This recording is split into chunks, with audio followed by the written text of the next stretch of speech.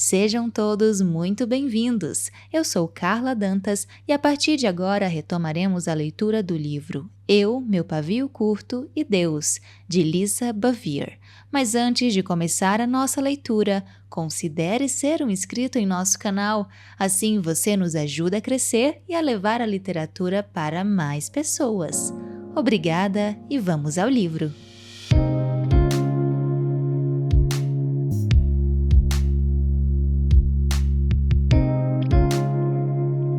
Capítulo 11 Pare antes que a coisa toda saia do controle. Não seria ótimo se houvesse uma forma de evitar todo tipo de conflito intenso? Isso eliminaria ou reduziria consideravelmente o tempo que gastamos confessando os pecados que cometemos com nossa boca.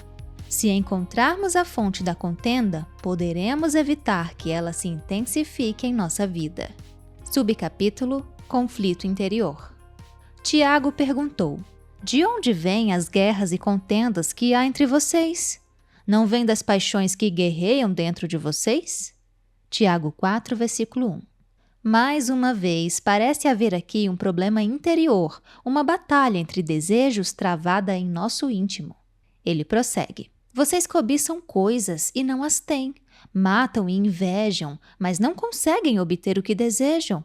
Vocês vivem a lutar e a fazer guerras. Não têm porque não pedem. Capítulo 4, versículo 2. É possível que essa não seja uma batalha nova. Talvez seja a persistência de sintomas de outra luta. Isso se parece muito com o conflito entre Caim e Abel. É inevitável que esse tipo de conflito aconteça quando fazemos de outras pessoas a nossa fonte de provisão. Se elas são a fonte, também podem reter aquilo de que precisamos. Se cremos que outros seres humanos provêem desenvolvimento e segurança, ficamos apreensivas e iradas quando não estamos no controle. Tiago mostra aos seus ouvintes o motivo pelo qual há guerras e contendas entre eles, quando, em vez de brigar, poderiam voltar os olhos para o céu e buscar a sabedoria de Deus. Quando pedem, não recebem, pois pedem por motivos errados para gastarem seus prazeres, declarou Tiago. Essas palavras costumavam me deixar confusa. Tiago estava se contradizendo? Não, ele estava admoestando seus ouvintes a pedir a Deus, e então lhes dizendo que seria inútil fazê-lo. O que estava dizendo, então? Creio que podemos usar a seguinte paráfrase para explicar. Vocês sabem por que estão brigando? Por causa do que acontece dentro de vocês. Observem suas motivações. Quando vocês não recebem o que desejam, fazem birra e se tornam destrutivos. Continuam a cobiçar os bens e os cargos de outras pessoas. Estão fora de controle e até matariam para conseguir o que querem. Vocês não podem ter o que querem. Deus não permitirá e vocês precisam lhe perguntar por quê. Em vez disso, vocês se enfurecem e culpam quem está ao redor. Quando pedirem coisas com essas motivações, não as receberão, pois Deus sabe que elas serão desperdiçadas em seus próprios prazeres. Eu tive de colocar isso em prática com meus filhos. Quando meus lindos anjinhos eram pequenos, por vezes batiam em outras crianças, usavam nomes feios ou tinham acessos de birra para conseguir o que queriam. Não muito diferentes da mãe.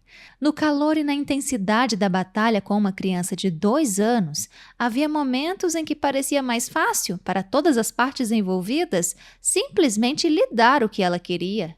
Deixávamos que a criança vencesse a batalha na esperança de que, mais adiante, nós vencêssemos a guerra. Talvez até fosse possível, mas apenas com grande dificuldade e com muito mais sofrimento do que no confronto inicial. Recompensar um mau comportamento é algo que, ao final, sempre se volta contra nós.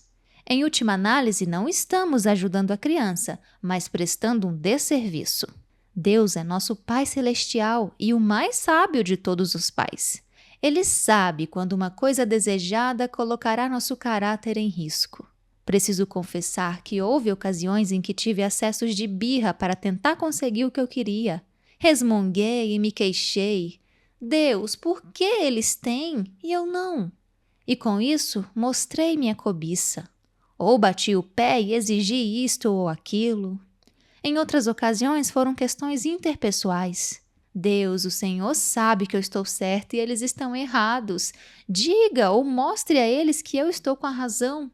Essa atitude era especialmente conveniente nas discussões com meu marido e com outros cristãos. Eu imaginava Deus interrompendo o momento devocional dessas pessoas para lhes dizer como eu é que estava certa. Claro que essas orações egoístas e interesseiras nunca foram atendidas. No entanto, ao amadurecer e ter a coragem de colocar a mim mesma e as outras pessoas nas mãos de Deus, descobri que a justiça de Deus e não a minha prevaleceu. Com frequência recebi a oportunidade singular de enxergar a mim mesma pela perspectiva de outra pessoa e descobrir que as motivações que eu considerava tão puras, na verdade não o eram. Convém lembrar que podemos estar certas e, ao mesmo tempo, erradas. Há outros motivos pelos quais nossas orações não são respondidas, e um deles é quando há conflitos não resolvidos. Subcapítulo: Conflito não resolvido. Portanto, se você estiver apresentando sua oferta diante do altar e ali se lembrar de que seu irmão tem algo contra você, deixe sua oferta ali diante do altar e vá primeiro reconciliar-se com seu irmão. Depois, volte e apresente sua oferta. Mateus 5, versículos 23 e 24. Quando o templo ainda não tinha sido destruído, as pessoas apresentavam ofertas diante do altar. Era um momento de reflexão e introspecção. A oferta era um animal sem defeito que cobria a iniquidade da vida do ofertante. De modo semelhante, dirigimo-nos a nosso Pai em oração e preparamos nosso coração para apresentar um sacrifício de louvor. Ao sondar os lugares mais profundos de nossa alma, devemos confessar iniquidade, caso ali a encontremos. Se, contudo, nos lembrarmos de um irmão que tenha algo contra nós, Deus diz que devemos fazer uma pausa no processo, deixar a oferta e primeiro procurar nosso irmão para nos reconciliarmos com ele. Por vezes, é mais fácil falar de resolução de conflito do que praticá-la. Quando o conflito é entre cristãos, pelo menos temos os mesmos referenciais ou paradigmas para resolver problemas. Por vezes, contudo, as pessoas ao nosso redor não querem se reconciliar. O que fazer nesses casos? Certa vez eu tive essa experiência com uma irmã em Cristo. Sem querer, ofendi uma amiga e senti que se abriu uma brecha entre nós. Sondei meu coração e fui procurá-la. Perguntei se eu tinha feito algo que a havia magoado ou ofendido. Comentei que tinha consciência de que muitas vezes eu ofendia outras pessoas sem me dar conta disso e lhe assegurei que não desejava continuar agindo dessa maneira. Ela disse que eu não tinha feito nada de errado, mas a distância entre nós se manteve. Comprei um presente para ela e deixei um bilhete pedindo perdão novamente. Não tive resposta. Voltei a procurá-la pessoalmente. Ela me garantiu que eu não havia feito nada de errado, mas o distanciamento persistiu. Procurei, então, uma amiga em comum e perguntei se ela sabia o que eu tinha feito para ofender aquela pessoa. Ela não fazia ideia. Por fim, depois de ouvir tudo o que eu tinha a dizer, ela perguntou: Lisa, você pediu perdão a ela? Sim. Você a procurou? Sim, várias vezes. Se você fez tudo isso e ela não quer conversar, é hora de deixá-la quieta. Suas palavras me libertaram. Eu entendi que havia obedecido à instrução de Romanos 12:18. Façam todo o possível para viver em paz com todos. Havia me sentido extremamente culpada e perdida, porque nem mesmo sabia ao certo qual tinha sido a minha transgressão. Na verdade, é bem possível que ela não gostasse mais da nossa amizade ou que nossos momentos de vida tivessem mudado. Vejo alguns amigos entrarem em minha vida e dela saírem enquanto Deus realiza sua obra em mim ou neles. Temos a responsabilidade de orar por reconciliação e perguntar a Deus qual deve ser nosso papel nesse processo. Se, com humildade e amor, procurarmos a pessoa com quem desejamos nos reconciliar e ainda assim formos rejeitadas, por vezes é porque ela não está em condições de interagir conosco. Ninguém gosta de se sentir rejeitado. A rejeição dói, mas não fracassamos quando obedecemos à palavra de Deus. E se o conflito não é com o irmão em Cristo, mas com um adversário? Deus também nos aconselha a esse respeito. Entre em acordo depressa com seu adversário, que pretende levá-lo ao tribunal. Faça isso enquanto ainda estiver com ele a caminho, pois, caso contrário, ele poderá entregá-lo ao juiz e o juiz ao guarda, e você poderá ser jogado na prisão. Eu lhe garanto que você não sairá de lá enquanto não pagar o último centavo. Mateus 5, versículos 25 e 26. Esse adversário está tão determinado que levará você ao tribunal. Podemos quase ver a cena. Ocorre uma discussão acalorada que parece impossível de resolver. Cada lado se mantém irredutível em seu posicionamento. Por fim, um deles se cansa e resolve ajuizar um processo contra o outro. Agarra o outro pelo braço e diz: agora quem vai resolver é o tribunal. Antes que o outro sujeito consiga raciocinar, está sendo arrastado às pressas pelas ruas cheias do centro da cidade até o fórum. É preciso pensar rapidamente. Quer se sujeitar aos custos e constrangimentos de um processo legal? Ou seria melhor resolver a questão fora do tribunal e poupar-se de todo o incômodo e despesa? Sempre é melhor resolver as coisas sem levá-las ao tribunal. Portanto, no caminho, ele começa a negociar um acordo. Como diz uma tradição, concorde com seu adversário. Jesus nos incentiva a chegar a um acordo antes que tenhamos de comparecer perante o juiz. O que funciona no caso de um inimigo, certamente dará certo no caso do marido ou de amigos. O fato de eu falar o que vinha à minha cabeça por tanto tempo tornou essa parte do processo bastante difícil para mim. Na verdade, minha boca era a manifestação exterior da minha condição interior de orgulho. Houve um tempo em que tive conflitos com um ente querido, algo que não se resolvia.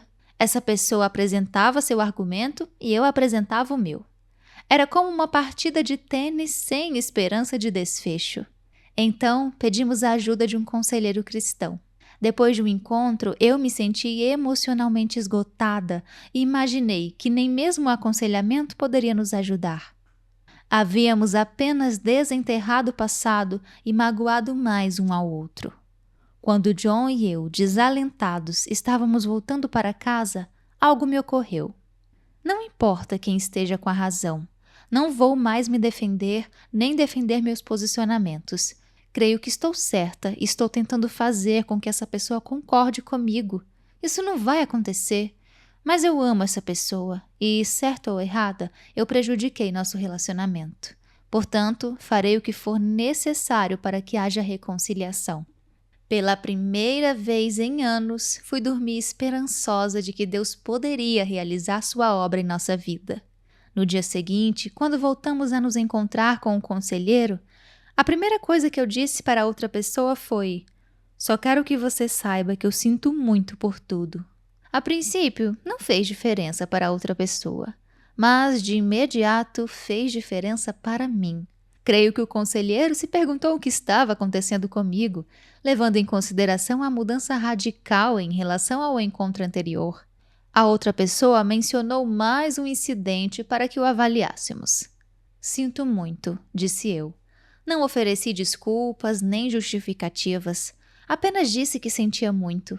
Outro incidente veio à baila e mais uma vez respondi apenas com sinto muito. Em pouco tempo, a tempestade entre nós foi se acalmando. Abraçamo-nos e saímos de lá ansiosos para passar algum tempo juntos no dia seguinte. Deus é fiel à sua palavra quando nos sujeitamos a ela e andamos em conformidade com ela.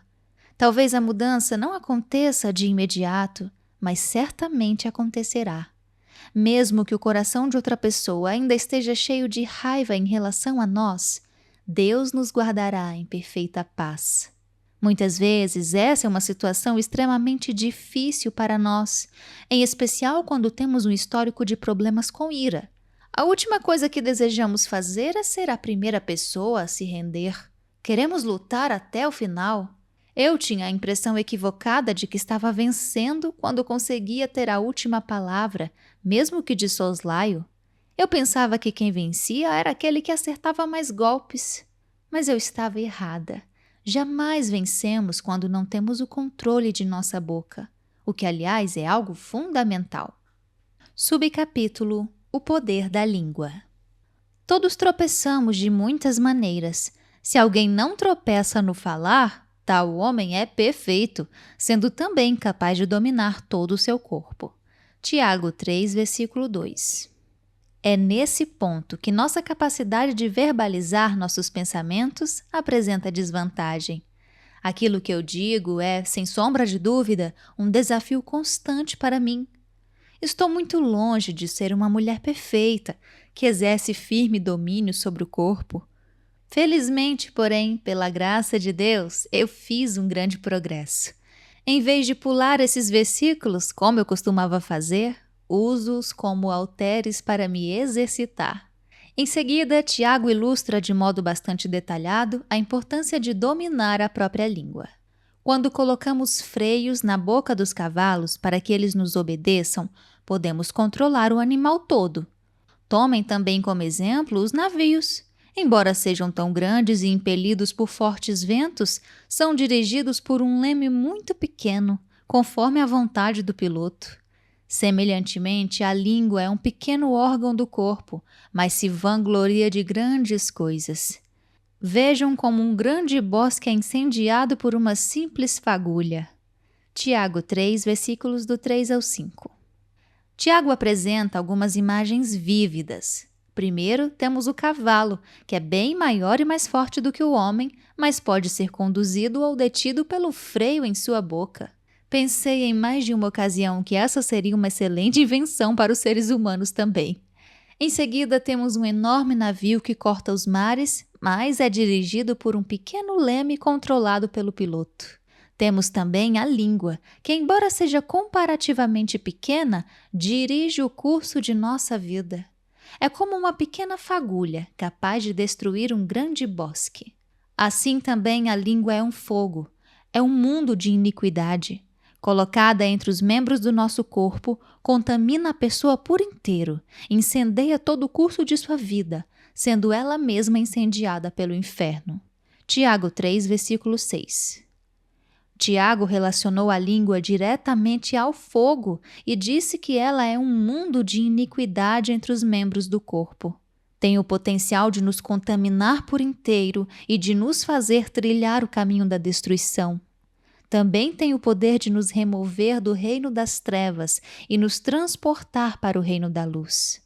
Se você confessar com a sua boca que Jesus é Senhor e crer em seu coração que Deus o ressuscitou dentre os mortos, será salvo, pois com o coração se crê para a justiça e com a boca se confessa para a salvação. Romanos 10, versículos 9 e 10. A mesma coisa que nos coloca em apuros também pode nos tirar deles. A língua tem poder sobre a vida e sobre a morte. Os que gostam de usá-la comerão do seu fruto. Provérbios 18, versículo 21. Fomos formadas à semelhança de nosso Pai, que usa suas palavras para criar e dar vida. Isso significa que devemos escolher abençoar as outras pessoas com nossas palavras, em vez de sujeitá-las. Somos chamadas a ser perfeitas como Ele é perfeito. Ele não exige perfeição física. A chave é aquilo que falamos. Quando colocamos um freio na língua, conseguimos controlar todo o nosso ser e sujeitá-lo à palavra da verdade. Tiago observa: quem é sábio e tem entendimento entre vocês?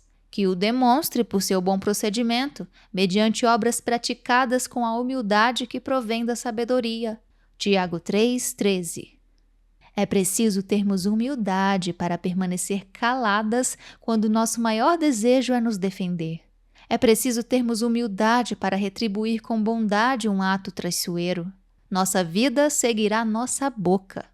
Em geral, não são as coisas públicas, mas as coisas privadas que nos colocam em apuros.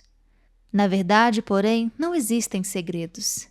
Isso significa que jamais devemos falar e que devemos viver em estado de medo constante?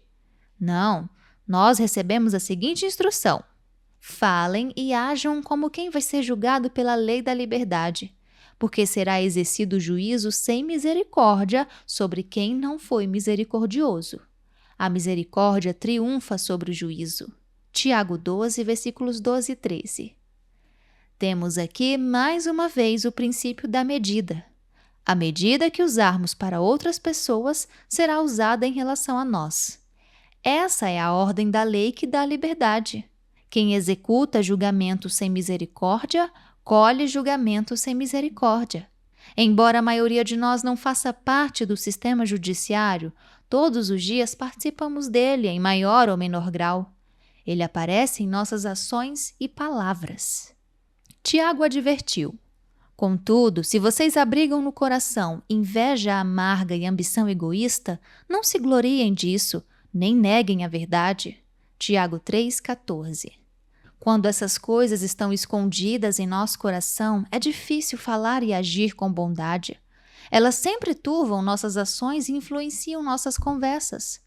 Ofensas não resolvidas em nossa vida se tornam o filtro pelo qual fazemos passar todas as coisas. Se é o filtro da inveja, temos dificuldade de nos alegrar com as outras pessoas. Se é o filtro das ambições egoístas, usamos o benefício próprio para avaliar tudo. Jesus usou a hora do jantar na casa de um fariseu para ilustrar nitidamente como nossas palavras podem nos contaminar. Os líderes religiosos estavam indignados porque os discípulos de Jesus não se haviam purificado conforme a tradição dos anciãos. Não tinham lavado as mãos antes de comer. Em minha casa considero essa tradição boa e necessária. Sabe-se lá o que passou pelas mãos de 4 meninos ao longo do dia? Jerusalém, centro de várias culturas, um lugar cheio de animais e moscas e com pouco saneamento. Não era uma cidade conhecida pela limpeza. Era muito diferente da cidade de hoje. Era importante, portanto, que as pessoas se lavassem antes das refeições. No entanto, Jesus contrasta essa tradição que promovia a saúde com outra tradição ainda mais importante. O que entra pela boca não torna o homem impuro, mas o que sai de sua boca, isto o torna impuro. Mateus 15, versículo 11. Mãos sujas contaminam os alimentos, mas em última análise, não é esse tipo de contaminação que provoca a morte. Essa repreensão ofendeu terrivelmente os fariseus. Eles eram especialistas na aparência exterior de limpeza. Mais tarde, Jesus explicaria suas palavras aos discípulos. Não percebem que o que entra pela boca vai para o estômago e mais tarde é expelido? Mas as coisas que saem da boca vêm do coração, e são essas que tornam o homem impuro. Mateus 15, versículos 17 e 18. Subcapítulo: Questões do coração. Mais uma vez vemos que cedo ou tarde a boca fala do que está cheio o coração. Havia ocasiões em que eu tinha medo de que meu coração estivesse cheio de víboras. Temia que, se abrisse a boca, saíssem dela palavras com veneno letal. Pois do coração saem os maus pensamentos, os homicídios, os adultérios, as imoralidades sexuais, os roubos, os falsos testemunhos e as calúnias. Essas coisas tornam o homem impuro, mas o comer sem lavar as mãos não o torna impuro. Mateus 15, versículos 19 e 20. Encontramos aqui uma lista de maus pensamentos. Jesus fala de homicídio e adultério. Não é interessante que ambos aconteçam? Jesus fala de homicídio e adultério. Não é interessante que ambos aconteçam primeiro no coração? Jesus disse que quem odeia seu irmão é homicida. E se alguém olha para uma mulher com intenção impura, já cometeu adultério com ela em seu coração. Portanto, são as questões do coração que produzem ou evitam briga. Parar as coisas antes que desandem é uma atitude relacionada mais estreitamente com o que acontece do lado de dentro e não do lado de fora. Entrar em desavenças é como atravessar um rio. Só descobrimos quão rápidas ou traiçoeiras são as correntezas quando estamos bem no meio da travessia e não temos mais como voltar. Com frequência, consigo identificar o ponto no qual uma conversa desandou. Quando posso ouvir o Espírito Santo me advertir: fique calma, abaixe o tom de voz, responda com bondade. Não diga o que você quer. Em vez disso, ouça minha voz mansa e suave e diga minhas palavras. Às vezes, sou obediente e atenta a essas palavras. Outras vezes tento inserir mais um comentário antes de obedecer e descubro como minha insensatez custa caro. Provérbios 15, versículo 1 nos instrui: a resposta calma desvia a fúria, mas a palavra ríspida desperta a ira. Subcapítulo: o segredo para sermos ouvidas. Descobri o segredo para ser ouvida. Na verdade, é bastante simples. Quando desejamos ser ouvidas, temos de transmitir nossa mensagem da maneira que gostaríamos de ouvi-la. Meus filhos, meu marido, meus empregadores, meu cachorro, aliás, todos ao meu redor, ouvem com maior atenção quando me mostro mais mansa e serena. Sei que prefiro que os outros falem comigo em tom gentil e respeitoso. Consigo ouvir muito melhor quando não gritam comigo. Não é o volume ou a repetição de palavras que chamam a atenção e obtêm o respeito e o compromisso alheios. É o peso daquilo que dizemos e o tom em que falamos. Ninguém leva a sério uma pessoa que está dando chilique. Talvez saiam do caminho dela por um instante, mas isso terá um preço depois. Perdemos a calma e levantamos o tom de voz por vários motivos. Eis alguns deles. 1. Temos medo de que não estejamos sendo ouvidas. 2. Gritar produziu resultados, aquilo que queríamos, no passado. 3. Queremos intimidar ou controlar as outras pessoas. 4. Foi o que vivenciamos na infância. 5. Ainda estamos com raiva por causa de uma questão não resolvida. E 6. É um mau hábito. A maioria dessas razões nasce do medo. Deus não nos deu espírito de covardia, mas de poder, amor e equilíbrio. Gritamos e damos chilique quando nos sentimos impotentes. Procuramos intimidar as outras pessoas e controlá-las quando buscamos nossos próprios interesses. Voltamos ao passado, quando o amor perfeito ainda não lançou fora o medo. Reagimos exageradamente quando ainda carregamos no presente o peso dos problemas do passado. Persistiremos em nossos maus hábitos se não tivermos nossas mentes renovadas conforme as verdades da Palavra de Deus. Cederemos às táticas de medo sempre que deixarmos de colocar o controle nas mãos de Deus e, em vez disso, tentarmos mantê-lo em nossas mãos. Muito tempo atrás, descobri que não importa como as coisas pareçam, eu nunca estou no controle. Posso controlar a mim mesma, em última análise, porém Deus está no controle de tudo. Quando nos recusamos a nos render e a nos sujeitar à verdade e à vontade de Deus, mostramos que há incredulidade em nossa vida. A incredulidade se encontra na origem de qualquer quebra de confiança que tenhamos em nosso relacionamento com Deus. Temos medo de que Ele não nos livre ou que não faça a situação cooperar para o nosso bem e, portanto, assim como os filhos de Israel à beira de sua terra prometida, gememos. E quanto a nossos cônjuges e filhos? Em outras palavras, e quanto a mim e quanto a meus entes queridos? Mas, para que paremos antes que as coisas desandem, temos de confessar toda e qualquer área de incredulidade e entregá-la a Deus. Temos de tomar em nosso coração a firme decisão de crer de uma vez por todas que, se honrarmos a Deus ao nos sujeitarmos à sua palavra, Ele honrará a sua palavra e transformará nossas circunstâncias. Temos de tomar a firme decisão de governar nosso espírito e nossa vida em conformidade com os estatutos de Deus. Temos de parar de ser insensatas e nos apegar à sabedoria. O tolo dá vazão à sua ira, mas o sábio domina-se. Provérbios 29, versículo 11. Quem dá vazão a toda a sua ira é tolo. Um dos principais requisitos para nos irarmos sem fazer tolices é manter a calma. Dar vazão significa falar impensadamente, desabafar, soltar ou verbalizar. Imagine guardas vigiando sua boca.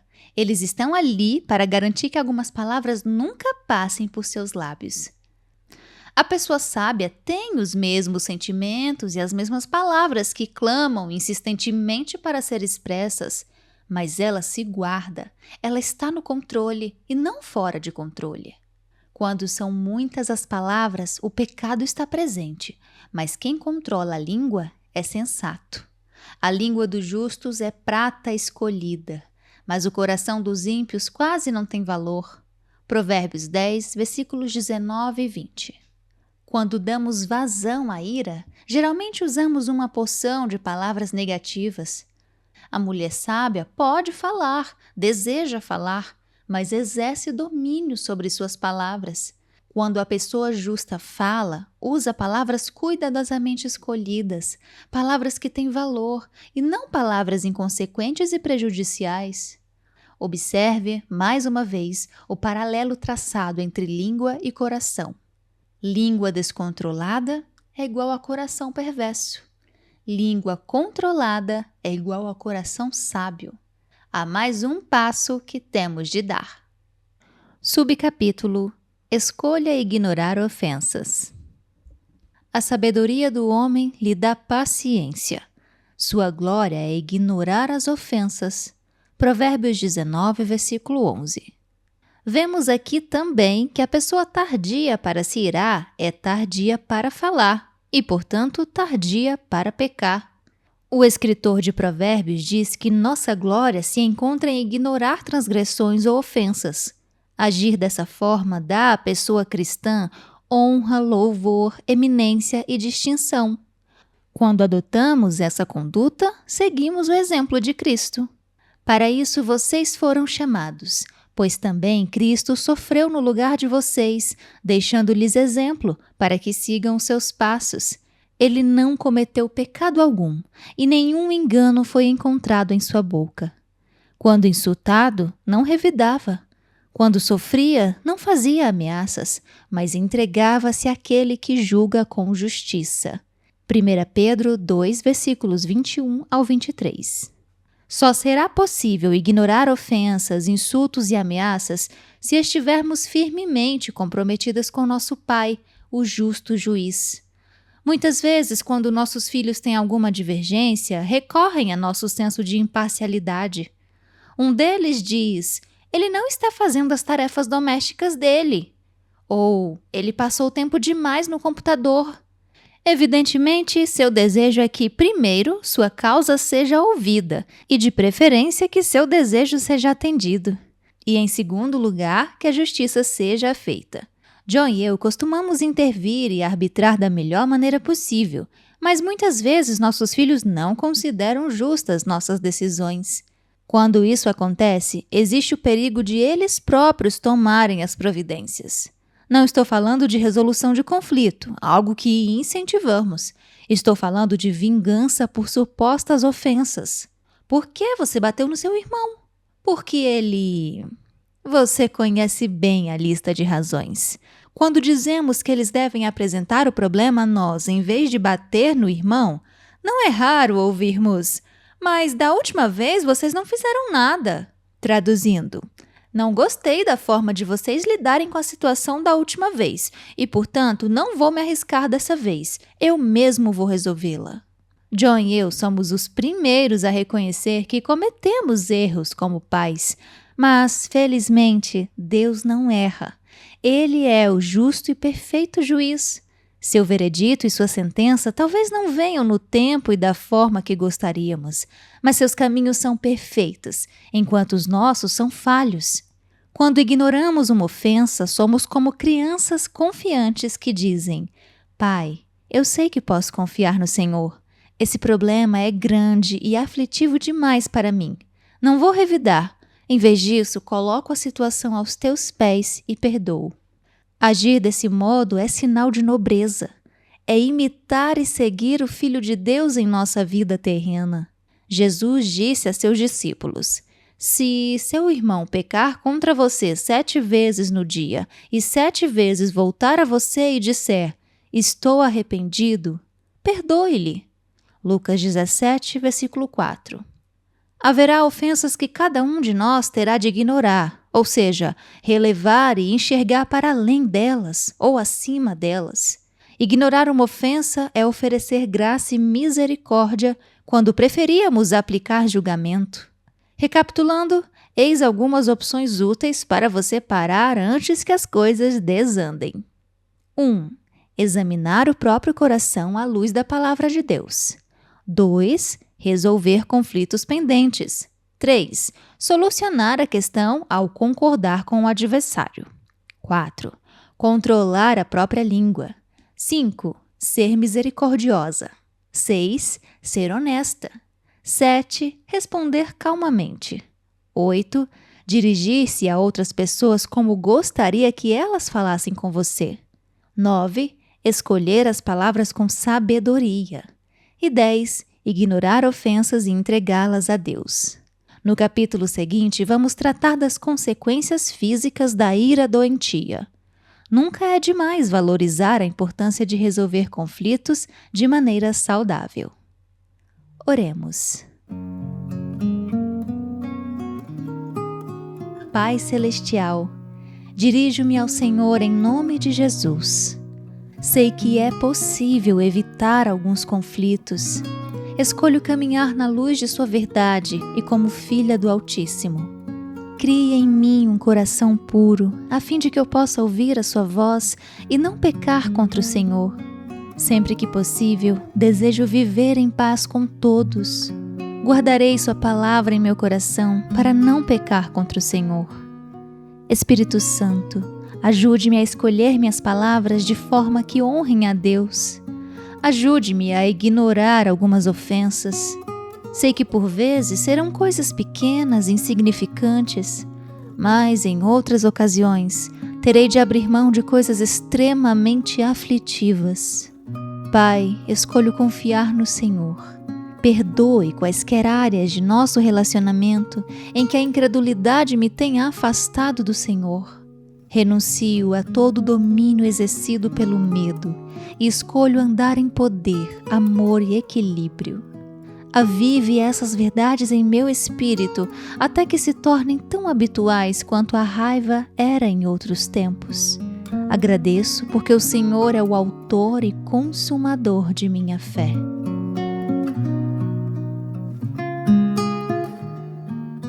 Capítulo 12. Quando o corpo fala. Ombros tensos, dentes cerrados e olhos faiscantes, cabeça erguida e ligeiramente inclinada para o lado, em sinal de arrogante desinteresse. A mulher caminha com rapidez e firmeza no meio da multidão, consciente daqueles que estão ao seu redor apenas quando eles tomam conhecimento de sua presença, está preparada para empurrar ou repreender quem se colocar em seu caminho. De certa forma, ela procura conflito, pois ele lhe dá propósito e a oportunidade de extravasar parte da tensão acumulada que ela sente expandir-se em seu íntimo. Quanto mais tempo levar para liberar essa tensão, mais irritada a mulher ficará e mais exasperação causará a outras pessoas. Ela se aborrece no meio da multidão, no trabalho, na igreja, no carro, no supermercado, em casa. Não tem onde se refugiar da raiva. No momento, ela não sabe ao certo se deseja encontrar refúgio. A raiva lhe confere poder e força, fazendo-a sentir-se invulnerável. Ninguém sabe quando ou onde ela vai explodir novamente. Ela gosta de gerar essa incerteza e de deixar um rastro de caos por onde passa. Quando tudo está fora de controle, é ela quem está no controle. Somente ela sabe o que realmente está acontecendo. Ela guarda um segredo. Ainda que todos mudassem, ainda que tudo estivesse perfeito e ainda que tudo desse certo para ela, a raiva não passaria. Uma coisa é sentir ira e aborrecimento momentâneos. Outra, bem diferente, é viver em estado perpétuo de cólera, próximo do ponto de fervura. A qualquer instante, essa mulher pode aumentar a chama e deixar a raiva entrar em plena ebulição novamente. Funcionários, conhecidos e entes queridos aprenderam a evitar a todo custo que isso aconteça e procuram ansiosamente agradá-la. Os mais sábios descobrem que isso, contudo, é impossível e se afastam. Ela não se importa, não se permite ter essa preocupação. É jovem e forte e encontrará outros relacionamentos. A outra mulher. Seus ombros estão sempre encurvados para frente, como se estivesse se escondendo debaixo de um xale que a envolve apertadamente. Seu olhar assustado se move depressa, reagindo a medos invisíveis, e depois ela assume a mesma expressão distante, cheia de decepção. Seu pescoço também é encurvado para frente, sob o peso da cabeça que se inclina com vergonha. Ao contrário da outra mulher, ela tem grande consciência das pessoas ao seu redor. Imagina que olham para ela com desprezo e falam dela em sussurros de desdém. Por isso ela se encolhe na presença dos outros. Não é uma ameaça para elas, pelo menos não da mesma forma que é para si mesma. Ela caminha hesitante por seu mundo de desconfiança e medo, sentindo-se usada e maltratada. São os outros que controlam a sua vida. Nada é justo. Ela é a vítima. É cheia de raiva, mas a esconde dentro de si. Por onde ela passa, a rejeição a segue como uma sombra. Outros tentaram estender a mão e tirá-la de seu mundo escuro, mas uma vez que eles ficavam aquém da perfeição, ela desprezou suas tentativas e permaneceu na familiaridade de sua prisão solitária. Fui magoada repetidas vezes e não vou deixar que isso volte a acontecer. Resmunga ela com determinação, enquanto vai se arrastando pela vida, como um imã que atrai exatamente as ofensas que ela teme. Subcapítulo: Atitudes do coração. Embora pareça improvável, a mulher forte, cheia de raiva, e a mulher fraca e abatida se encontram em situações bem parecidas. É bem provável que ambas se sintam sozinhas, mesmo que sejam casadas, pois lhes faltam os ingredientes básicos para a verdadeira intimidade. Os anos se passam e talvez elas cruzem uma com a outra na rua e vejam refletidas uma na outra as linhas na testa franzida, com rugas prematuras, os punhos semicerrados e as costas encurvadas sob um peso invisível. Talvez você pergunte: essas não são decorrências normais do envelhecimento? Sim e não. Ninguém escapa da passagem do tempo e da força da gravidade. No entanto, nossas reações ao que acontece ao longo dos anos determinam a prontidão de nosso sorriso, a luz de nossos olhos e a suavidade de nossas expressões. As atitudes de nosso coração se gravam mais firmemente no semblante do que a ilusão dos cosméticos. A alegria do coração transparece no rosto, mas o coração angustiado oprime o espírito. Provérbios 15, versículo 13. A alegria sempre dura mais que a beleza. A beleza é passageira, mas o semblante bondoso e suave permanece. É possível ter um rosto alegre em qualquer idade. O brilho da alegria atenua os efeitos da passagem dos anos. Seu rosto pode ser marcado por sorrisos que se abriram repetidas vezes ou pela testa que se franziu com tanta frequência.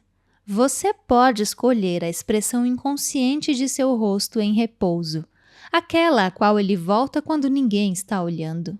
Essa expressão reflete o tema de seus diálogos interiores ou das meditações de seu coração. O inverso também é verdadeiro. Como o vento do norte traz chuva, assim a língua fingida traz o olhar irado. Provérbios 25, versículo 23. Palavras feias que brotam de um coração amargurado produzem um semblante carrancudo, tão certamente quanto quem semeia vento, colhe tempestade. Lembre-se de que Jesus nos disse que não é o que entra na pessoa, mas o que sai dela que a contamina. Quando permitimos que a amargura jorre de nossa boca, é inevitável que ela apareça em nosso rosto. Se cometermos a tolice de nos vestir de fúria ou de nos cobrir com um manto de questões passadas não resolvidas, cedo ou tarde, sem falta, essa escolha esgotará nossa vida. Destruiremos relacionamentos ao nosso redor e então nos voltaremos contra nós mesmas em ira autodestrutiva. É o que acontece quando o alvo de nossa ira são os outros ou nós mesmas.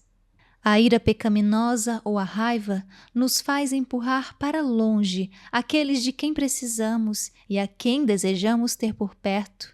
Todos nós precisamos de relacionamentos que nos proporcionem apoio e permitam que nos desenvolvamos e cresçamos ao longo da vida. A raiva habitual semeia suspeita e medo onde deveria haver confiança, violência onde deveria haver segurança e hostilidade onde deveria haver intimidade. Subcapítulo: A natureza feminina. A mulher foi projetada com cuidado e ternura. Não fomos formadas com ângulos pronunciados, mas com curvas suaves. Fomos criadas com grande capacidade para ternura e compaixão. Sentimos o amor e a dor no profundo de nosso ser. Temos empatia e nos sensibilizamos diante da dor, das lutas e da perda de desconhecidos. Quando não nos é permitido expressar essas emoções de forma válida, corremos o risco de explodir ou de implodir. Quando agimos de modo contrário ao nosso design ou ao propósito da criação, na verdade lutamos fisicamente contra nosso corpo. Deus deseja que sejamos saudáveis e apaixonadas, amorosas e compassivas. Quando não o somos, violamos o papel vivificador, fortalecedor e sustentador de nossa vida. Este papel não cabe apenas às mães de família. Mary, uma amiga minha, sempre transmite apoio e vitalidade em suas interações com outras pessoas. Ela diz a verdade com amor, o que significa que ela se expressa de uma forma que lhe permite ser ouvida. Ela é mansa e gentil, mas forte. É uma dedicada serva do Senhor que vive para servir a outros. É solteira, mas pratica diariamente os princípios que caracterizam uma mulher piedosa. Quando nos faltam esses princípios, a carência fica evidente em nossos relacionamentos. Aqui estão 2 dos tapas na cara de que menos gosto nas Escrituras. Eu os ouvia com frequência quando era recém-casada. Melhor é viver num canto sob o telhado do que repartir a casa com uma mulher briguenta. Provérbios 25, versículo 24. E a versão ainda menos agradável da mesma ideia. Melhor é viver no deserto do que com uma mulher briguenta e amargurada. Provérbios 21, versículo 19. Viver em um canto sob o telhado significa estar exposto às intempéries.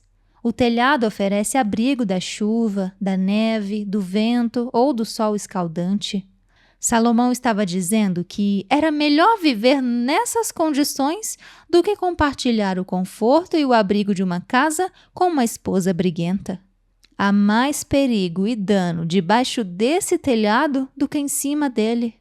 Eu costumava dizer a John que, naquela época, o telhado era, na verdade, um terraço, usado como alternativa para a varanda. Mas não era fácil desconsiderar a outra passagem sobre o deserto. Melhor viver no deserto com serpentes e escorpiões, sem falar na falta de vegetação e umidade, bem como na exposição às fortes intempéries, do que com uma esposa irada, rabugenta e que vive discutindo. Os conflitos se tornam desgastantes não apenas para os outros, mas para nós mesmas. Ok, agora vamos dar uma pausa para o café e para você aproveitar e me contar o que está achando da leitura. Deixa aqui nos comentários. E aproveite também para se inscrever e ativar as notificações do canal, viu? Obrigada! E vamos retornar à leitura. Subcapítulo: Saúde do coração. O coração bem disposto é remédio eficiente, mas o espírito oprimido resseca os ossos. Provérbios 17, versículo 22. A Bíblia nos dá um entendimento impressionante sobre a fonte de nossa saúde. A medula, ou centro dos ossos, tem umidade.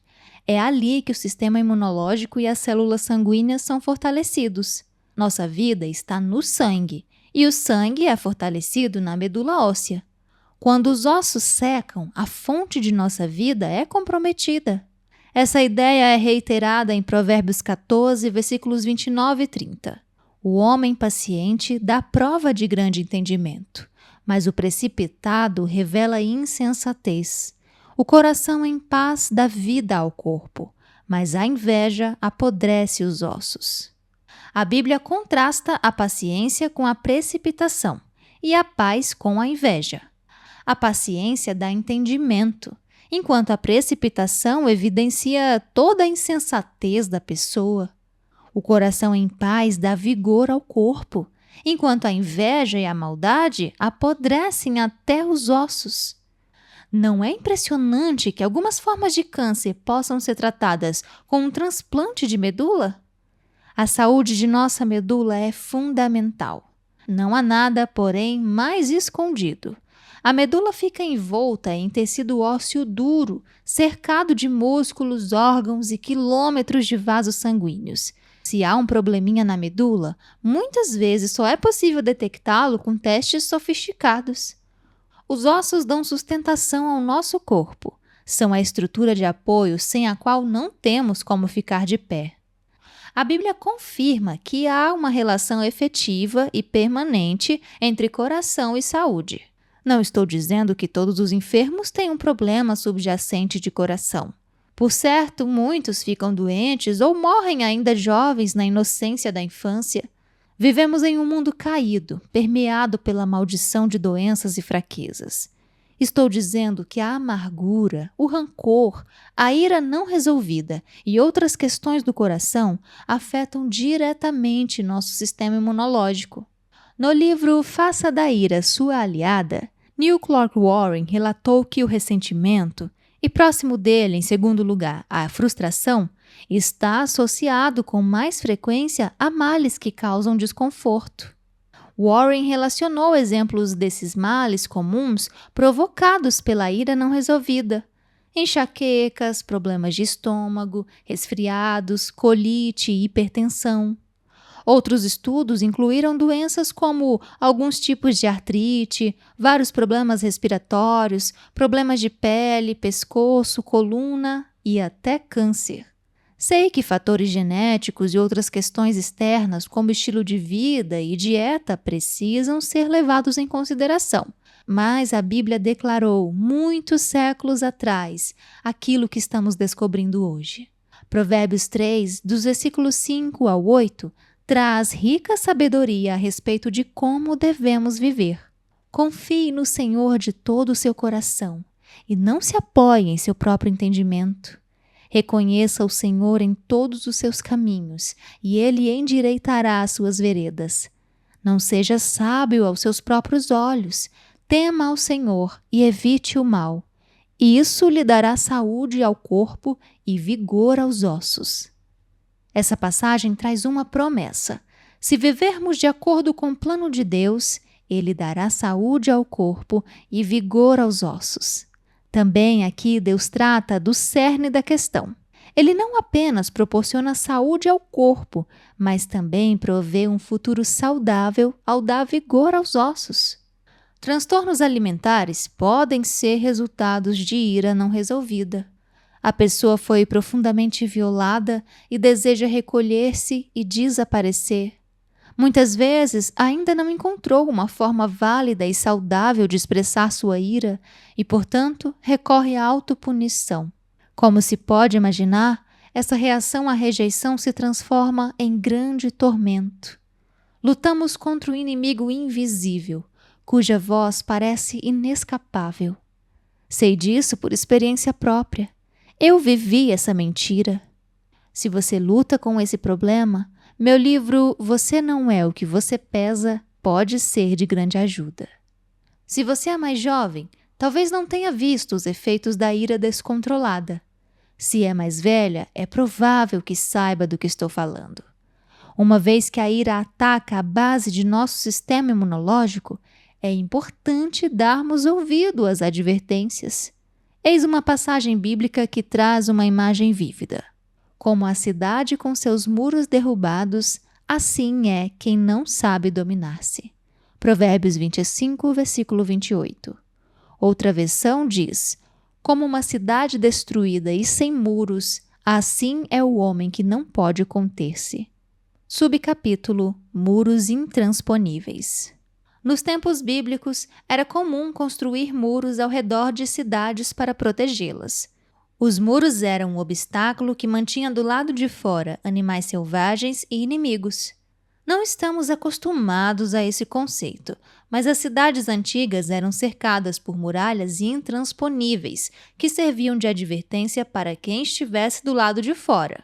Só permitiremos que você entre quando soubermos que você não representa uma ameaça. Também serviam de barreira de proteção para aqueles que viviam do lado de dentro dos muros.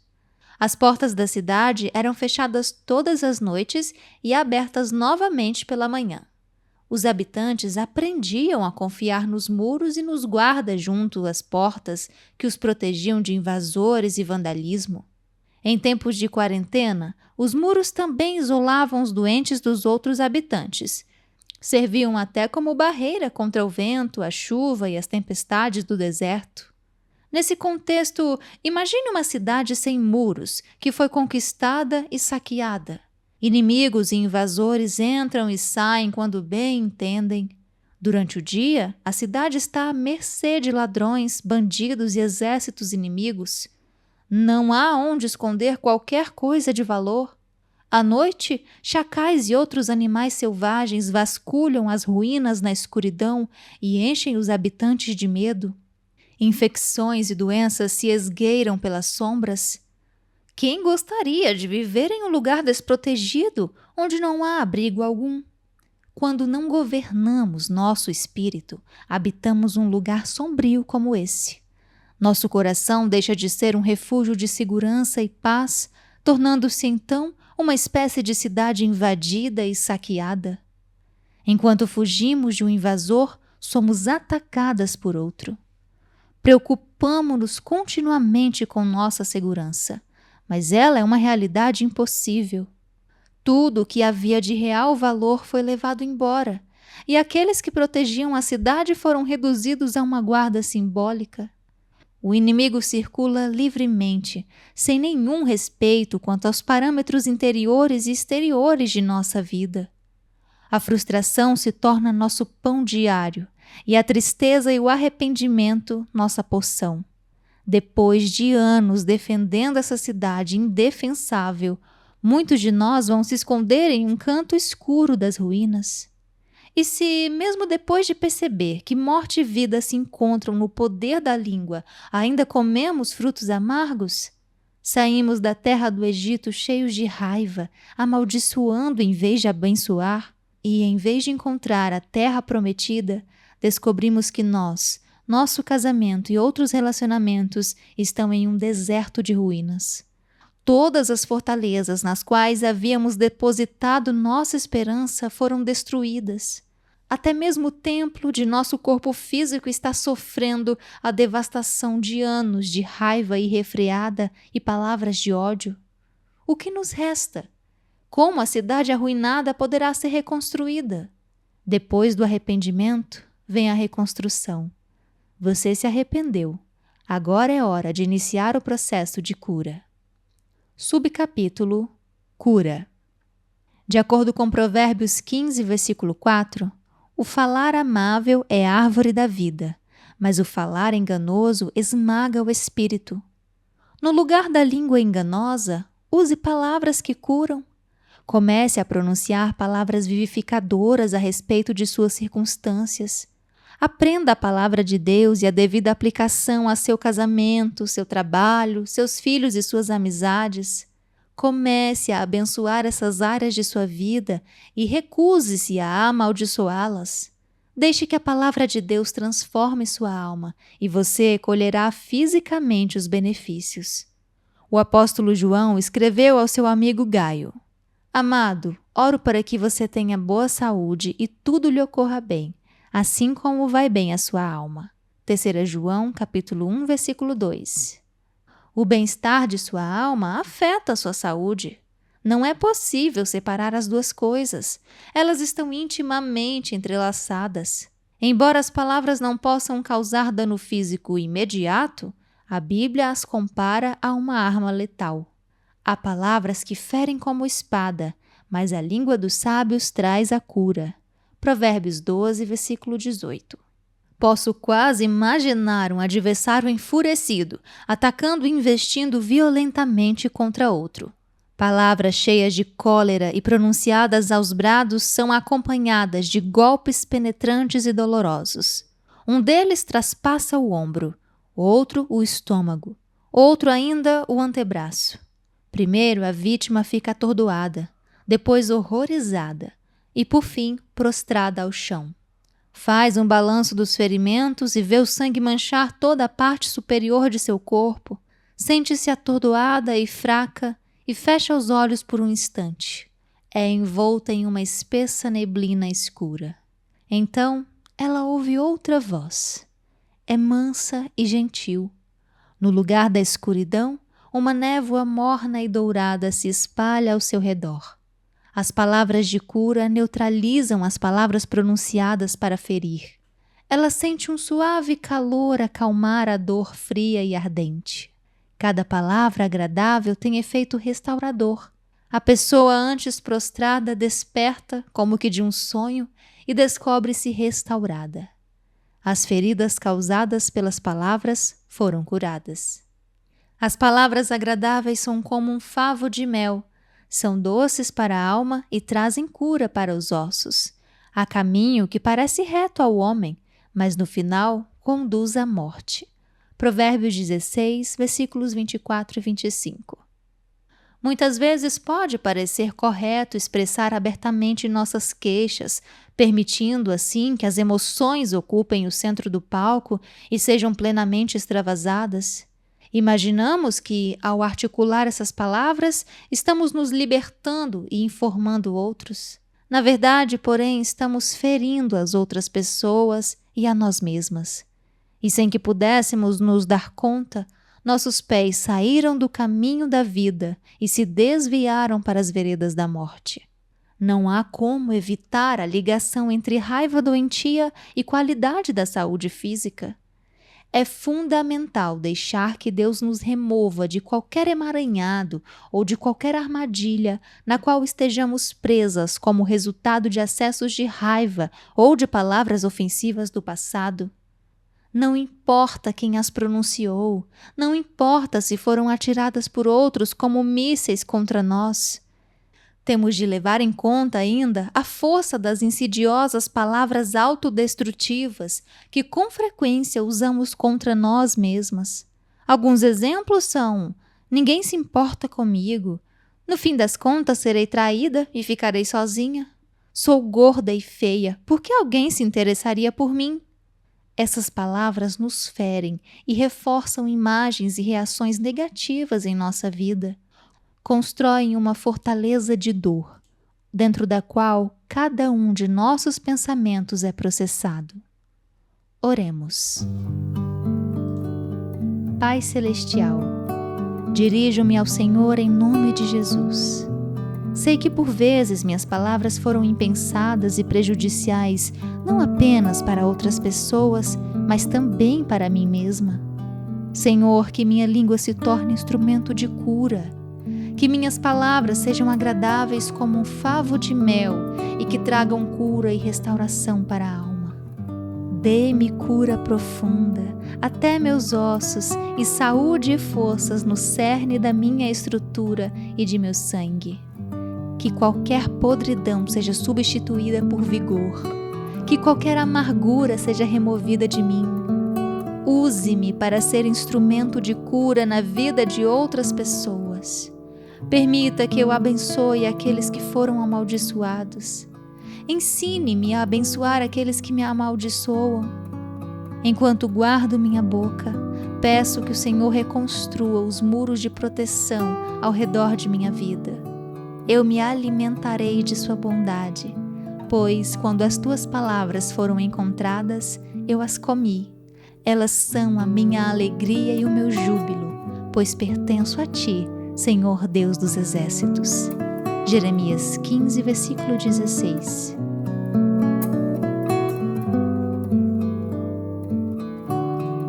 Capítulo 13. Abra mão. A esta altura, você já perdoou outras pessoas, confessou seus pecados e se apegou à verdade. Agora vem o próximo passo: libertar-se. Eu sei que é bem mais difícil do que os outros passos, mas é um elemento essencial para a sua saúde emocional, física e espiritual. Houve muitas ocasiões em que imaginei que deveria punir a mim mesma por meu comportamento anterior de permitir que Deus me purificasse. Eu queria que o peso da culpa me encurvasse e me moldasse, para que eu nunca mais cometesse determinada transgressão. Queria sentir o julgamento. Em vez disso, porém, encontrava a misericórdia de Deus. Subcapítulo: Na misericórdia de Deus. Ou será que você despreza as riquezas da sua bondade, tolerância e paciência, não reconhecendo que a bondade de Deus o leva ao arrependimento? Romanos 2, versículo 4. A bondade e a gentileza de Deus nos conduzem ao arrependimento. É algo que vai contra tudo que há de mais arraigado em nós. Queremos ser castigadas quando erramos. Queremos pagar, queremos nos sentir livres de culpa. Deus oferece sua misericórdia para que ela cubra o que deveria ser julgado. Não conseguimos compreender esse conceito. Nossa tendência é adotar a abordagem do tipo olho por olho, dente por dente. Olhamos para nossa vergonha encolhida em um canto e esperamos que Jesus declare julgamento e nos rejeite. A lei e o acusador dos irmãos sempre pedem julgamento, enquanto o Espírito concede misericórdia. Quero que você leia com um novo olhar esta narrativa sobre uma mulher evidentemente culpada e como Jesus a tratou. Os mestres da lei e os fariseus trouxeram-lhe uma mulher surpreendida em adultério. Fizeram-na ficar em pé diante de todos e disseram a Jesus: Mestre, esta mulher foi surpreendida em ato de adultério. Na lei, Moisés nos ordena apedrejar tais mulheres. E o Senhor, que diz? Eles estavam usando essa pergunta como armadilha, a fim de terem uma base para acusá-lo. João 8, versículos do 3 ao 6. Observe que o real interesse não era descobrir a verdade, mas apanhar Jesus em uma armadilha.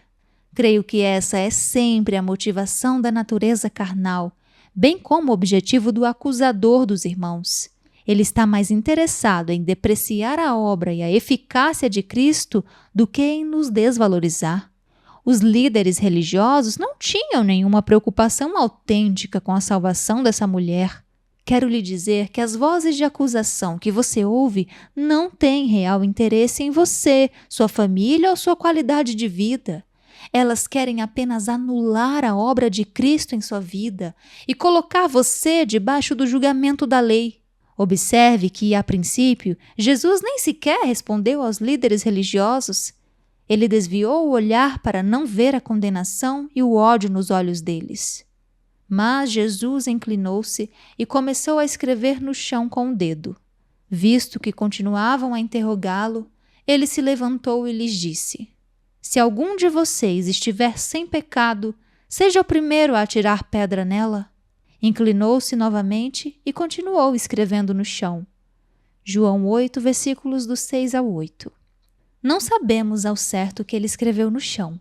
Ouvi alguns líderes dizerem que ele escreveu os nomes das mulheres com as quais esses mestres e fariseus haviam pecado. Outros dizem que escreveu os outros mandamentos para lembrar os líderes de seus pecados. Por algum motivo, esse detalhe não foi registrado, mas a resposta dada por Jesus a esses homens ficou gravada para sempre. Se algum de vocês estiver sem pecado, seja o primeiro a atirar pedra nela.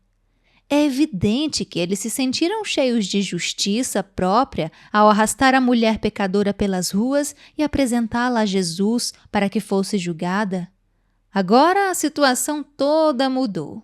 As vozes cheias de raiva se calaram quando seus corações passaram a condená-los. Começaram a temer que esse jovem rabi anunciasse os nomes para que todos ouvissem. Com medo de que ele fosse olhá-los nos olhos, foram embora, um de cada vez.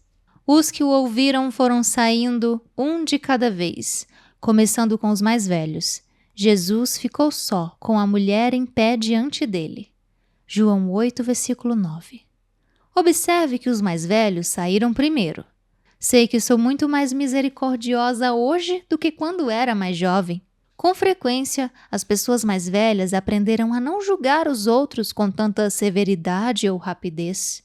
Elas têm mais anos de erros nas costas e abrandaram seu zelo por julgamento. Testemunharam a destruição que o ódio causa e os relacionamentos rompidos. Por fim, a mulher se viu a sós com Jesus.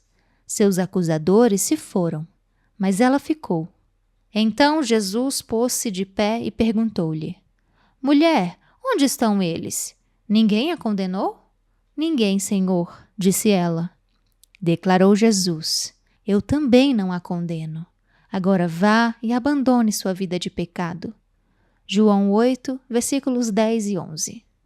Quando todas as vozes de acusação e condenação se calaram, a mulher esperou diante do Senhor para ouvir o que ele tinha a dizer. Ele então perguntou onde estavam seus acusadores. Ela respondeu que não restava ninguém para acusá-la. Liberta da condenação dos homens, ela recebeu de Jesus a oferta da misericórdia de Deus. Eu também não a condeno. Ele removeu de seus ombros o peso do pecado e da escravidão, e em seguida exortou-a a deixar para trás suas transgressões. A instrução, agora vá e abandone sua vida de pecado, é sempre antecedida de misericórdia e perdão, sem os quais é impossível nos livrarmos de um modo de vida caracterizado por raiva e fúria. Por fim, Jesus voltou a se dirigir à multidão. Falando novamente ao povo, Jesus disse: Eu sou a luz do mundo. Quem me segue nunca andará em trevas, mas terá a luz da vida. João 8, versículo 12. Subcapítulo: A luz de nosso mundo. Jesus disse que ele é a luz do mundo. Foi uma declaração bastante ousada. Em seguida, ele convidou o povo a segui-lo, deixar para trás seus caminhos de escuridão e andar na luz da vida. Ao que parece, ainda havia alguns fariseus por perto. Os fariseus então o desafiaram. Você está testemunhando a respeito de si próprio. O seu testemunho não é válido. João 8, versículo 13. Foram procurá-lo para que ele julgasse a mulher e depois disseram que seu testemunho não era válido. Seu protesto mostra que não o procuraram em razão de quem ele era, mas com o propósito invejoso de desmascará-lo. Respondeu Jesus: Ainda que eu mesmo testemunhe em meu favor, o meu testemunho é válido, pois sei de onde vim e para onde vou. Mas vocês não sabem de onde vim nem para onde vou. João 8, versículo 14. Jesus era a única pessoa na terra que sabia verdadeiramente de onde tinha vindo e para onde estava indo. Conhecia seu propósito e seu destino.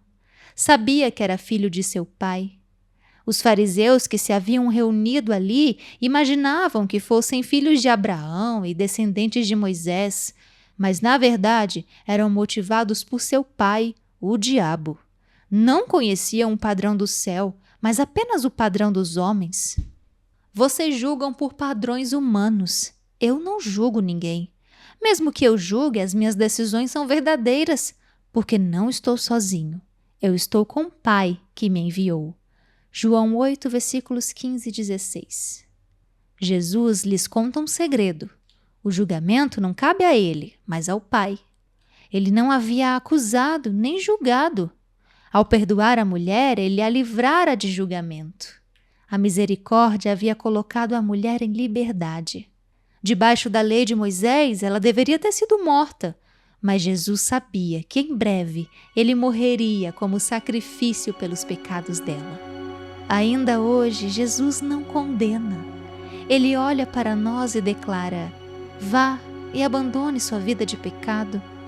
Tenho certeza de que a mulher adúltera se maravilhou com a revelação de perdão depois que seu pecado e sua vergonha foram evidenciados. Os fariseus e mestres da lei imaginaram que a haviam levado a um lugar de condenação, mas descobriram que a haviam colocado não diante de um juiz, mas diante da verdade.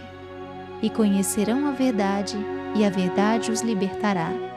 João 8, versículo 32. A mulher teve um encontro com a verdade logo depois de ter um encontro desesperador com a lei. Aquilo que a lei não tinha poder para fazer, a verdade fez. Graças à palavra de Jesus, a mulher viu-se imediatamente liberta de uma vida de pecado e culpa. Jesus respondeu: digo-lhes a verdade. Todo aquele que vive pecando é escravo do pecado. O escravo não tem lugar permanente na família, mas o filho pertence a ela para sempre. Portanto, se o filho os libertar, vocês de fato serão livres. João 8, versículos 34 ao 36. Jesus transformou em filha a mulher outrora escravizada e lhe deu um lugar permanente na família do Pai. Ela não encontraria mais sua identidade nos braços de homens, pois havia experimentado os braços do amor. Jesus se revelara como aquele que perdoa pecados e liberta das trevas. Subcapítulo: Liberte-se. Talvez você não tenha cometido adultério e sido desmascarada em público ao ser pega em flagrante, mas com certeza já ouviu um coro de acusadores. Já se sentiu desesperada em um tribunal de vergonha, cercada por aqueles que se apressaram em ressaltar o seu pecado? Então o Filho a libertou e agora você é livre de fato. De fato significa verdadeira e certamente.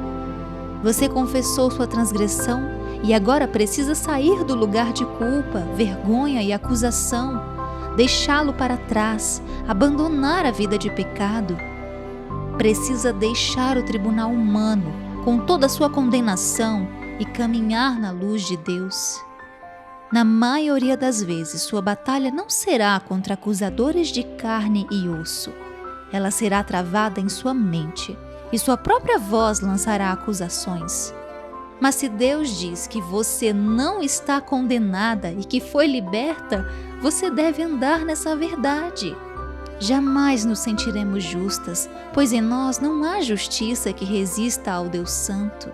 Não nos tornamos justiça de Deus por meio de nossas obras ou comportamentos, mas somente em Cristo. Mas agora se manifestou uma justiça que provém de Deus. Justiça de Deus mediante a fé em Jesus Cristo para todos os que creem. Não há distinção, pois todos pecaram e estão destituídos da glória de Deus, sendo justificados gratuitamente por sua graça, por meio da redenção que há em Cristo Jesus. Romanos 3, versículos do 21 ao 24. Não há pecado grande demais para o sangue de Jesus, que nos limpa e nos torna alvos como a neve. Ele perdoa o pecado e remove a mancha da culpa, a fim de que não precisemos mais nos lembrar de nossas falhas do passado. Sempre nos saímos melhor quando paramos de olhar para as falhas e os erros do passado e levantamos o olhar para o Senhor. Esqueçam o que se foi, não vivam no passado. Isaías 43, versículo 12. Aí estão a beleza e o mistério do novo nascimento. O dia de hoje não está mais atrelado ao dia de ontem. Temos a liberdade de caminhar de uma nova maneira, purificadas pela misericórdia que se renova a cada manhã. Muitas vezes tememos a rejeição, tememos que nossos problemas sejam grandes demais ou que nossos pecados sejam terríveis demais. Mas ainda hoje, Deus continua a nos atrair para Ele e nos convida a baixar todas as nossas defesas e simplesmente crer. Não tenha medo, você não sofrerá vergonha. Não tema o constrangimento, você não será humilhada. Você esquecerá a vergonha de sua juventude e não se lembrará mais da humilhação de sua viuvez. Isaías 54, versículo 4. Jesus não quer que temamos a humilhação e a vergonha, quer que o honremos, pois Ele é santo, justo e verdadeiro. Nossa ira, mesmo quando voltada contra nós mesmos, não é capaz de produzir a justiça de Deus em nossa vida. Diante disso, de que adianta continuar a reter o perdão de si mesma? Que benefício há nisso? Nenhum. Quando não nos perdoamos, o resultado é o ódio de nós mesmas e a destruição. Com toda a humildade, liberte-se e renda-se agora à terna misericórdia de Deus. Nós temos sua promessa e podemos esperar que essa seja a resposta dele para nós. Tu és bondoso e perdoador, Senhor, rico em graça para com todos os que te invocam. Salmos 86, versículo 5. É hora de invocá-lo. Pai Celestial, dirijo-me ao Senhor em nome de Jesus. Perdoe-me por eu me colocar no tribunal humano de vergonha e acusar a mim mesma de acordo com os padrões desse tribunal. Senhor, eu aceito sua misericórdia. Deixarei que ela triunfe em todas as áreas de julgamento em meu coração. Sairei desse lugar de culpa e ódio de mim mesma. Me levantarei e abandonarei a vida de pecado. Não importa quanto eu me castigue, nada será suficiente para merecer aquilo que o Senhor me deu tão generosamente ao entregar sua vida. Lave-me novamente em seu sangue. Eu me perdoo pelos erros que cometi no passado. Confesso minha tendência de buscar justiça própria. Deixo-a de lado agora e me apego à sua justiça. Neste momento, começa uma nova página de minha vida. Obrigada, Pai, por sua bondade e gentileza, que verdadeiramente me levaram ao arrependimento.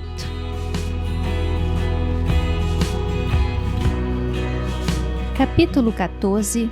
Coloque em prática. Aprendendo a irar-se sem pecar. Meus amados irmãos, tenham isto em mente. Sejam todos prontos para ouvir, tardios para falar e tardios para irar-se, pois a ira do homem não produz a justiça de Deus. Tiago 1, versículos 19 e 20. Que declaração profunda! A ira do homem não produz a justiça de Deus. No entanto, muitas vezes essa é a justificativa que apresentamos para a nossa indignação. Injustiça de algum tipo foi cometida e nós queremos que seja corrigida. No entanto, a ira nunca é a solução para uma causa justa. Deus não usa nossa ira para cumprir seus propósitos. A verdade é que usamos nossa ira para cumprir os nossos propósitos. Imaginamos, equivocadamente, que a ira nos protegeria, supriria nossas necessidades, nos guiaria e nos daria poder. Em vez disso, ela se voltou contra nós, nos atacou, roubou, desencaminhou e isolou. Subcapítulo: Ande na verdade. Conhecemos a verdade e chegou a hora de andarmos nela e sermos libertas. Peço a Deus que este capítulo ajude a estruturar seu estudo da palavra e lhe forneça aplicações práticas e pessoais. Resumi em 6 passos algumas diretrizes que espero que sejam úteis. 1. Escolha não reagir com ira desmedida. Tome a decisão de exercitar a ira construtiva. Essa decisão precisa ser consciente. Você deve tomar a decisão em seu coração e em sua mente de buscar a mudança, de abandonar seus caminhos, condutas e hábitos do passado e deixar que a palavra de Deus a transforme. Isso não é muito diferente da decisão de seguir Jesus. O primeiro passo é o arrependimento, ou seja, deixar um caminho para trás e trilhar outro. Os filhos de Israel receberam essa escolha. Hoje invoco os céus e a terra como testemunhas contra vocês, de que coloquei diante de vocês a vida e a morte, a bênção e a maldição. Agora escolham a vida, para que vocês e os seus filhos vivam. Deuteronômio 30, versículo 19. A princípio, essa será uma decisão deliberada, quase mecânica, que você tomará diante de todas as situações com as quais costuma interagir com raiva ou que a aborrecem. Por exemplo, recentemente nossa família se mudou de Orlando para Colorado. Fazia quase 20 anos que eu não dirigia com neve. Sou nascida em Indiana e havia memorizado algumas reações apropriadas ao dirigir no gelo, mas me esquecera delas por falta de prática. No primeiro inverno em que tive de sair em condições climáticas adversas, perdi o controle do carro por um instante. Ele deslizou e girou. Sem pensar, eu ouvi: vire a direção no mesmo sentido que você está deslizando. Aquilo que eu havia aprendido muitos anos atrás veio à memória sem nenhum esforço da minha parte e eu consegui retomar o controle do carro. 2. Antes de reagir ao que lhe aconteceu, permita-se dar um passo para trás. Provérbios 29, versículo 20, adverte: você já viu alguém que se precipita no falar? Há mais esperança para o insensato do que para ele. Eu estudo as Escrituras e aprendi que Deus não oferece muita esperança para os insensatos. Para algo ser eficaz, você precisa investigar os motivos que o movem. Quais aspectos dessa interação ou situação a aborreceram? É uma questão de controle? É uma questão de medo? É mágoa não resolvida? Você se sentiu ofendida? Muitas vezes o motivo é óbvio e não há necessidade de investigar em profundidade. Ainda assim, é preciso recompor-se antes de reagir. Por exemplo, eu não gosto quando um dos meus filhos fala comigo de modo desrespeitoso, mas não preciso buscar o motivo. Preciso, contudo, escolher com cuidado qual será a minha reação.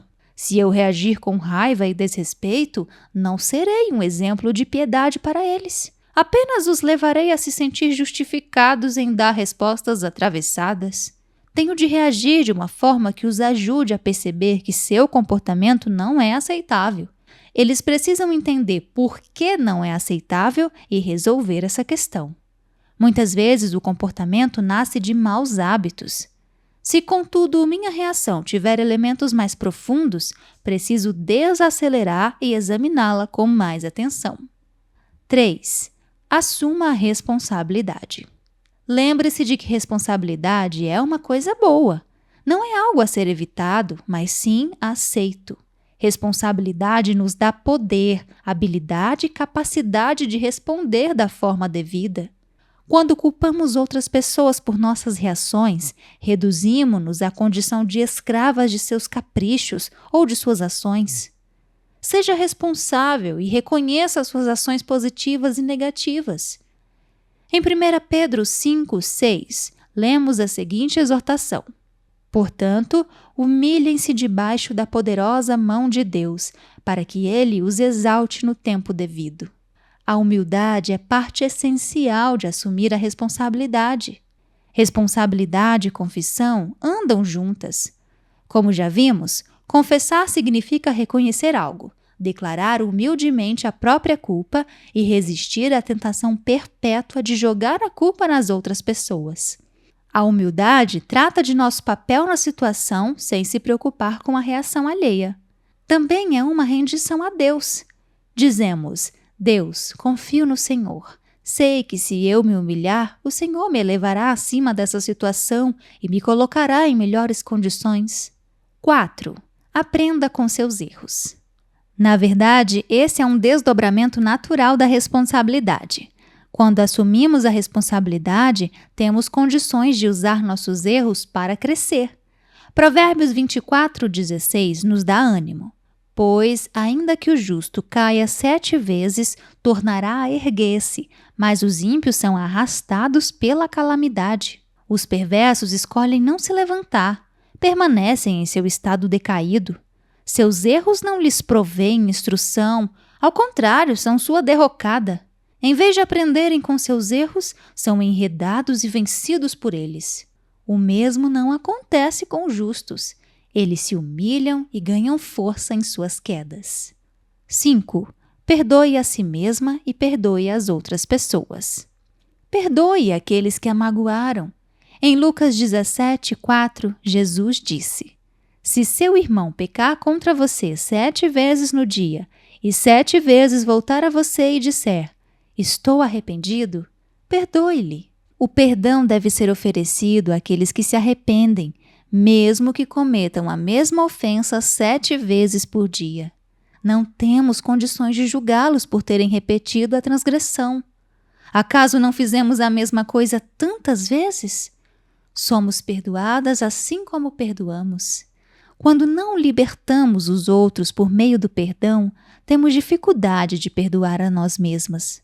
Quando relevamos os erros dos outros, é mais fácil relevar nossos próprios erros. Mas e se os outros não se arrependerem? Ainda precisamos perdoá-los? É difícil orar, perdoa as nossas dívidas, assim como perdoamos aos nossos devedores, se na verdade não perdoamos aqueles que têm pendências conosco. O que eles nos devem talvez seja exatamente um pedido de perdão por alguma transgressão passada. 6. Saia do caminho e abra espaço para Deus. Quando a situação ainda parece perdida, mesmo depois de você ter perdoado e feito o necessário para se reconciliar, é hora de recuar e repetir as palavras de Davi. O Senhor julgue entre mim e ti. Vingue ele os males que tens feito contra mim, mas não levantarei a mão contra ti. 1 Samuel 24:12. Deus realizará o plano dele em nossa vida. Se imaginarmos que, em última análise, estamos no controle, teremos uma vida de frustração e ira. A raiva procura um alvo ou uma reparação pela injustiça cometida. A fúria e a cólera buscam vingança ou retribuição. No entanto, Deus não quer que entremos nesse território. A palavra de Deus nos diz: a mim pertence a vingança, eu retribuirei. E outra vez, o Senhor julgará o seu povo. Hebreus 10, versículo 30. Deus quer que suas filhas sejam fervorosas e poderosas.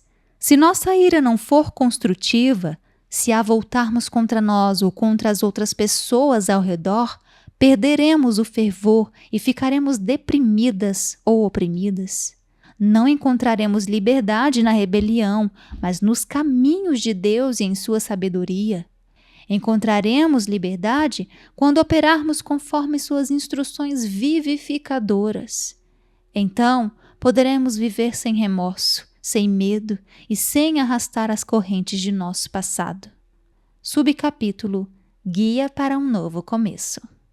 Essa é a chance de ter uma vida livre de raiva e de ira destrutiva, de ser fervorosa e eficaz, compassiva e cuidadora, de reassumir o controle de suas emoções de ira e frustração. A seguir, você encontrará um guia com 21 dias de leituras bíblicas e orações para ajudá-la a andar nas verdades que aprendeu. Você pode usá-lo da forma que desejar. Talvez existam áreas de sua vida em que você deseja concentrar-se ou repensar por um período mais longo. Cada dia traz uma oração, uma oportunidade de fazer anotações e um estudo das Escrituras apresentado de forma fácil, aplicável e prática. O guia foi planejado para ter início na segunda-feira. Seu dia começa com o Momento da Manhã, que abre com um texto bíblico para ajudá-la em seu processo de transformação. Há algumas considerações resumidas sobre a passagem, seguidas de uma oração. Depois, você anotará o plano de ação para o seu dia, com base na verdade que aprendeu. O momento da noite lhe dá a oportunidade de tomar nota de suas vitórias pessoais, triunfos do dia, bem como pecados pessoais, erros ou falhas e confissões. A lista de misericórdia é para anotar o nome daqueles que a magoaram e a quem você está concedendo misericórdia. Observação: uma vez que alguém for acrescentado à sua lista de misericórdia, não mais o remova. Faça sua lista de ações para o dia seguinte na próxima sessão e, em seguida, registre seus pensamentos e reflexões sobre o progresso de hoje. Alguns dias trazem uma sessão final chamada Aplicação, que apresenta exercícios para estimular a reflexão. Os Dias do Senhor, dias 7, 14 e 21, lhe dão a oportunidade de recapitular as passagens bíblicas da semana e oferecem sugestões na seção Traga para a sua realidade. O objetivo deste livro é a transformação, algo que só acontece quando tomamos nossa cruz e negamos a nós mesmas.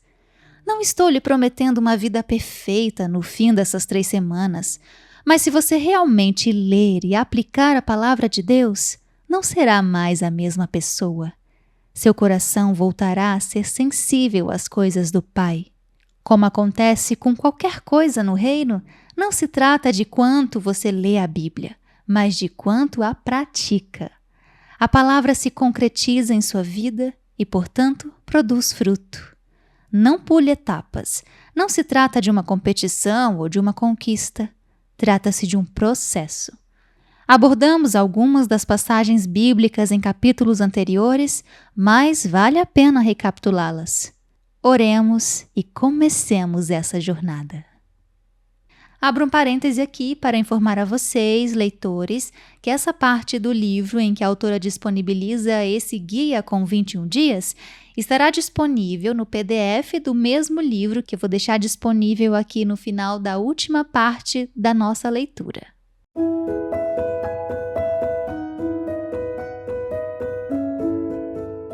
Epílogo.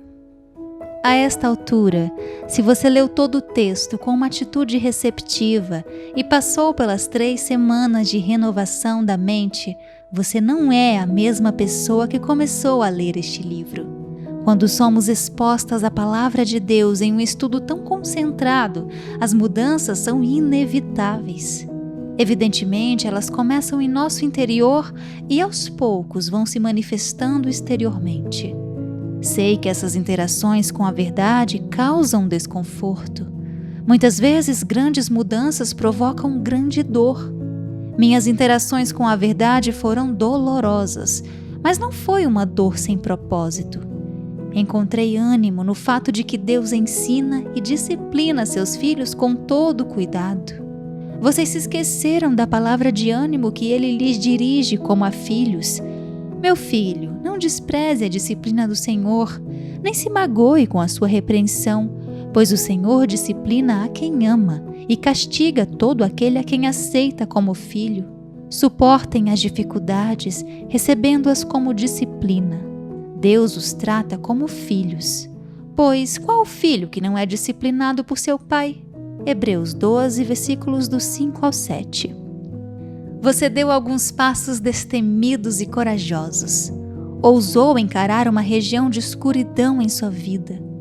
Abriu uma fresta na porta de seu coração para que a luz da palavra de Deus revelasse e curasse áreas de ira não resolvida. Muitos casamentos, relacionamentos e famílias se dividem e se desintegram por causa de ira não resolvida. Peço a Deus que Ele honre os passos que você deu e que seu passado fique, de uma vez por todas, para trás. Assuma o compromisso de nunca mais voltar a essas ruínas. Tome a seguinte promessa de Deus e guarde-a em seu coração. Aquele que é poderoso para impedi-los de cair e para apresentá-los diante da sua glória sem mácula e com grande alegria, ao único Deus, nosso Salvador, sejam glória, majestade, poder e autoridade, mediante Jesus Cristo, nosso Senhor, antes de todos os tempos, agora e para todos sempre. Amém. Judas 24, versículo 25. Jamais seremos perfeitas, mas Deus é perfeito. Mesmo quando somos infiéis, Ele é fiel. Quando somos fracas, Ele é forte. Trabalhe fortalecida pela graça capacitadora de Deus e não volte à fraqueza de suas próprias forças. And now I trust your gentle hand, even when I can't understand. I know your voice. E assim finalizamos a leitura do livro Eu, Meu Pavio Curto e Deus, de Lisa Bevere. Obrigada por me acompanhar até aqui. Aproveite para deixar o seu comentário. O que você achou dessa leitura? Até a próxima!